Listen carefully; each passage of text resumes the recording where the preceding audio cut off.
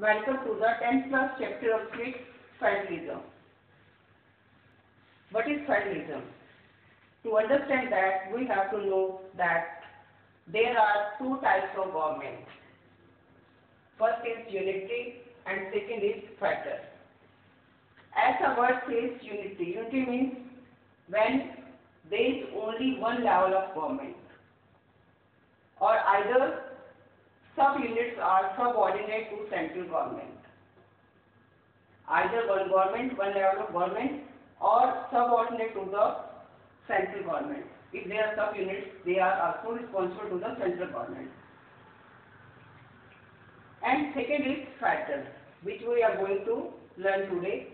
Federal means that two levels of government. It means more than one level of government.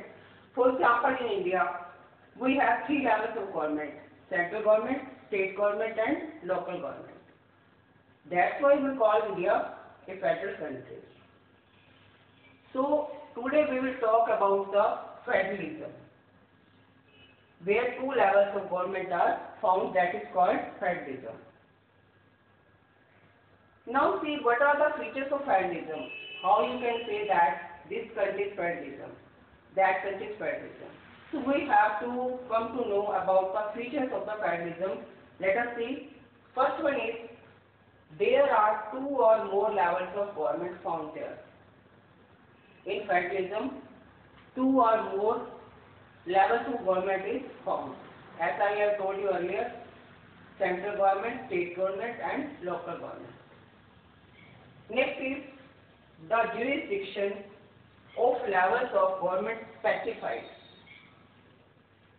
Every level of government has been given the powers by the Constitution and they are specified. Specified means that they are written in that. According to that, all the organs will work.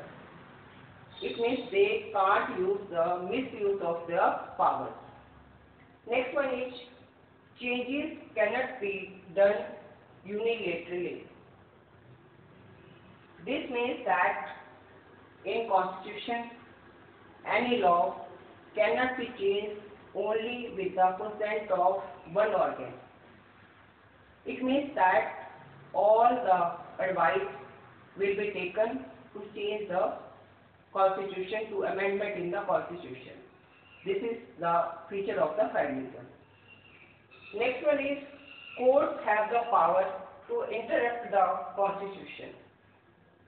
Although you know that there are three organs of the government: executive, legislature and judiciary. Work of the executive is to implement the laws, work of the legislature is to make the laws, and work of the judiciary is to resolve the dispute or accountable. It can control the both of the executive and legislature. So whenever there is a dispute, there is a conflict between these organs, judiciary has right to interrupt that. Courts have the power to interrupt the Constitution. If court finds that work is not done for the welfare of the citizens, it can interrupt. You can see in the now COVID-19, the court has interrupted to the government for the supply of the oxygen. It means that in federalism, when the work is not done according to the welfare of the citizens, judiciary has right to interrupt that. After that, dual objectives. This federalism has dual objectives, double objectives.